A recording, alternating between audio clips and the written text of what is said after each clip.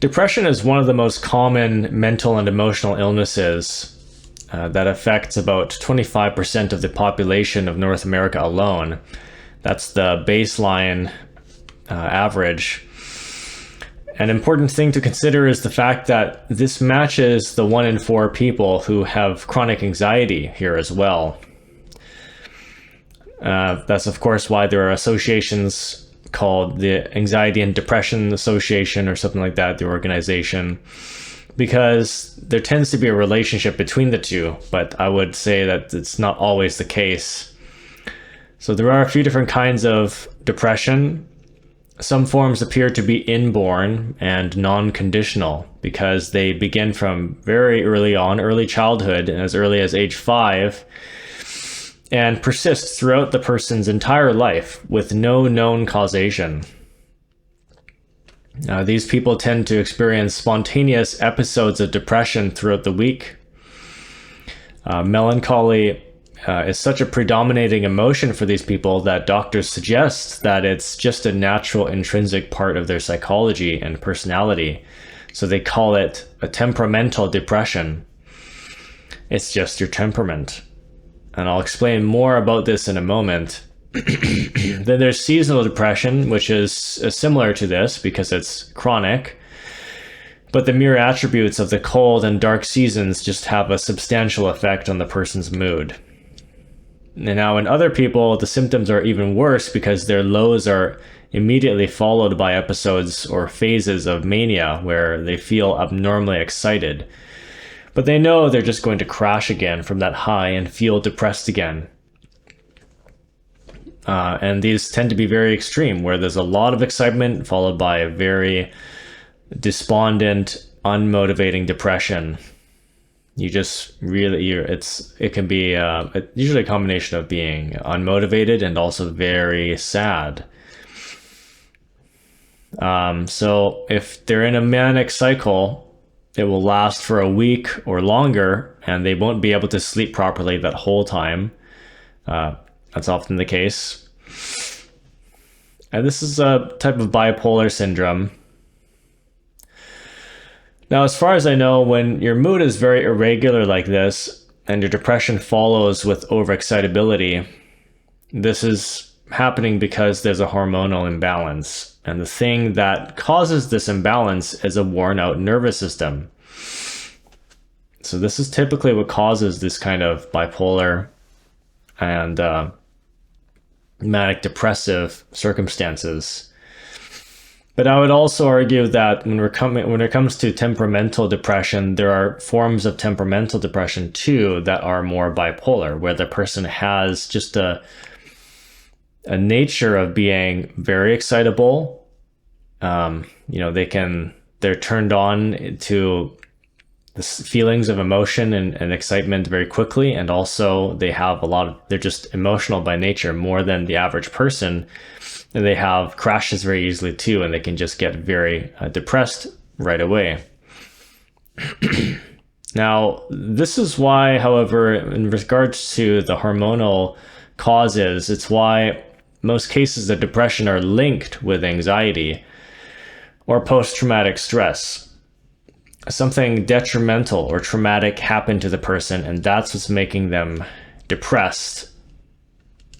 It's both what it feels like to you emotionally and mentally, and also what it's doing to your body, having gone through a problem that was chronic, a lasting problem where your stress was, drawn out for a long period. Now, some people don't remember any particular traumas, but many do. And the people who do remember the traumas are even more depressed because the things they went through are just saddening to think about. It's depressing to think about. So there's a lot of self-resentment or regret, just based on the fact that they spent, many years feeling miserable, having wasted their life on a problem or a trauma. So that idea itself is depressing enough, even for people who don't have depression. If you realize that you've been through something, you had a very unfortunate life for many years, you just realize you wasted years of your life. It's depressing. But these problems, that kind of idea, those traumas are also combined with real physiological problems that are promoting depression as well. So these are all causal forms of depression known as dysthymia. Now, like all mental health problems, there are many causes, so it's usually a combination of things. Going back to unexplainable, non-conditional, inborn depression, based on my observations of people I know who've struggled with a lot of this, I think doctors were definitely onto something when they first hypothesized that depression could also just be a very challenging but natural predisposition of a person's psychology. And the reason why I think so is because what I noticed about these half dozen people or so is that in spite of their different histories and lifestyles, they all had one thing in common. Their astrology was the same, and their four modalities or temperaments were the same.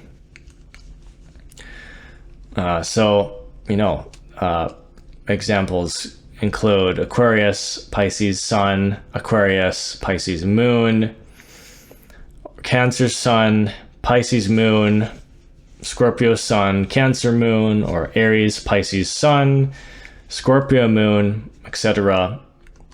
And what you see historically and statistically is there's just a lot of water in these signs, right? Chester Bennington, the lead singer of Linkin Park, was a Pisces Aries cusp with a Scorpio Sagittarius moon. That's really intense. Robin Williams, he lived the good life as far as we can tell. I'm sure he didn't struggle with anger the way Chester did. And yet Robin was also very depressed too. And what was he? Cancer, Leo Sun, Pisces Moon. And the list really just goes on. All of these people are predominantly water signs. That's the key similarity. So my theory on temperamental depression is that it's a byproduct of the cosmic elements of the psyche. It's the natural inclinations of these elements and a very imbalanced or predominant composition of the same element, in this case water, or the same temperament, the phlegmatic temperament. So in other words, these are emotional people by nature. The water element, the phlegmatic, is the element of emotion. And not to mention the fire element, it's also very emotional, very passionate. And if your personality placements are something like 75% water or phlegmatic, then I think it should come as no surprise that having a lot of water in your astrology, a lot of phlegmatic, just makes you depressed regularly. Any Scorpio knows what it feels like to live with a trauma. It's especially depressing to have to live with a trauma for Scorpio, because it's the unfortunate event combined with just being emotional in your nature. So Scorpio depression, for example, is very bitter because it's often directly caused by the trauma and mixed with anger and rancor and vengefulness and self-pity and perfectionism. I would know because I have similar energies of the detail-oriented kind. And I've heard stories from other people. It's a very similar mixture of, being perfectionist and confused, very confused, and only seeing one side of the story, seeing the negative things only, not noticing the good things, and that makes you really vengeful and bitter. So this is very distinct and serious for the case of Scorpio, because the other water signs don't usually experience the intense anger that comes with this and the self-pity as well when they're depressed, whereas Scorpio has all of the bad traits, all of those negative feelings, resentment, self-pity, vengefulness, and it's just depressing. So as I explained, this happens to Scorpions because they have the most detailed and perfectionist perception out of the water signs, and it's similar to being a Virgo. So depression takes many forms. But how do we treat it and eliminate it entirely? That's the million-dollar question. Well, there are the dozen of little things we can do to help alleviate the symptoms, which I'm sure you're already doing. People tend to get addicted to coffee and other things because of other substances because of this. The drugs and video games and stuff are pretty unhealthy, and coffee is too. People love to just keep downing their cup of joe to get that boost of excitement or excitability. In moderation, it's okay. But exercising is a great thing to do because it feels great, and you know you're doing something good for yourself, for your body, for your health. That's a mood booster. That's one right there. And similarly, going out for walks in nature, it's especially refreshing and mood boosting. Cleaning is another good one because when you get rid of a lot of things, it takes a lot of attachment and burden off of your shoulders, so you can focus on the things that really matter in your life and not get distracted by those promises and projects that you had in mind that maybe are a little bit lofty or complicated. So it helps clear your mind. And if you don't drink coffee or caffeinated drinks, then a little bit will help. Caffeine immediately boosts your mood and motivation because it allows your dopamine to run more efficiently. But just make sure that you don't go over 2 cups a day. You know, I think the regulation used to be even 4 cups, 3 or 4 cups. Definitely it was at least 3 cups. And then the government brought that back down, or rather not back down, but it brought it down to just 2 cups per day as a healthy amount, because we're realizing just how unhealthy it is to overdo caffeine. And yeah, another reason is it's a pretty serious thing because it can cause diabetes. Believe it or not, a lot of people don't believe that. A lot of people think your adrenal glands can handle that caffeine, but it's a strong drug. 200 milligrams of caffeine is plenty for your adrenal glands. You don't want to push it. So since we may also be dealing with a hormonal imbalance, we need to revitalize ourselves. So vitamin D and magnesium are very good against depression. And pretty much everyone's low on vitamin D, even people who live in Los Angeles. When they're wearing the t-shirt like that, they're not necessarily getting enough vitamin D. Magnesium has hundreds of nerve and brain regulation functions. Many functions. So I highly recommend investing in a high quality magnesium, like a glycinate or a bisglycinate or malate. You only need 300 or 400 milligrams per day. I think it's about, or maybe it's 200 to 300 milligrams depending if you're male or female. Now all of these solutions are more or less temporary. But for some people, it's enough to just get out of the house and do their personal work at a cafe instead of being cooped up all the time, and that boosts their mood.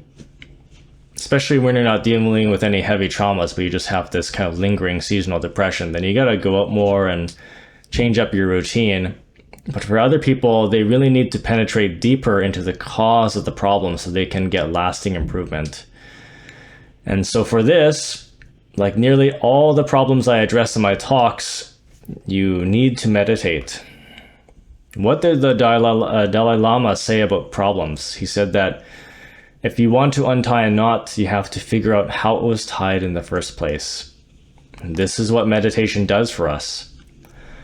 I'm not just referring to mindfulness. Mindfulness allows you to sit with a feeling until it runs its course, and that's the deeper process of mindfulness, which a lot of people aren't even, they're not even reaching that or striving to get to that point. They're just covering breath meditation, being mindful of the body and the feelings. And that's unfortunate because that is just a preliminary exercise for concentration. You have to go very deep with it. It can go as deep as you want. To be mindful just means to become aware. So that awareness can withdraw deeper and deeper into the psyche, and that's what's important about that. So this mindfulness or serenity meditation, the mindfulness aspect theoretically works, but you have to go deep with it. And with these serenity meditations, it can take a lot of work as well. Some people heal completely from this type of serenity meditation. For example, Teal Swan and Eckhart Tolle are famous for teaching presence as the means of healing trauma and depression. That's a form of mindfulness or serenity meditation. And they both experienced an ecstasy that followed after sitting through levels of depression and pain. And even though the ecstasy passes after some time, they were both fundamentally healed. So their depression was gone. It was really pivotal, significant results from that. But what I'm also referring to is insight meditation. Because in this spiritual work, we need to purify the mind of the qualities that cause suffering in the first place. And this is only done through comprehension. You actually have to understand different phenomena at different levels to be able to eliminate the conditioning or the defects of the mind. And for some problems, we just have to suffer through them for some time in order to get used to it. And then we can comprehend, or rather that is the comprehension for a lot of conditions in our mind, is that we just have some things we just have to get used to. There's not much to it. There's not much explanation that we need. But that's why we're put into the positions we find ourselves in life. It's either to learn something or to just simply pay karma from previous actions. So we gain a lot of comprehension just by going through adverse experiences. But to make the ride of life easier and the healing more efficient, we can also receive comprehension through our own efforts in meditation. So it's more proactive that way, but more efficient. So we investigate, and when we discover the mental defect that was causing the problem, and we understand it, then the Tathagata can decapitate it. And this is what frees us. This is the proper process of healing.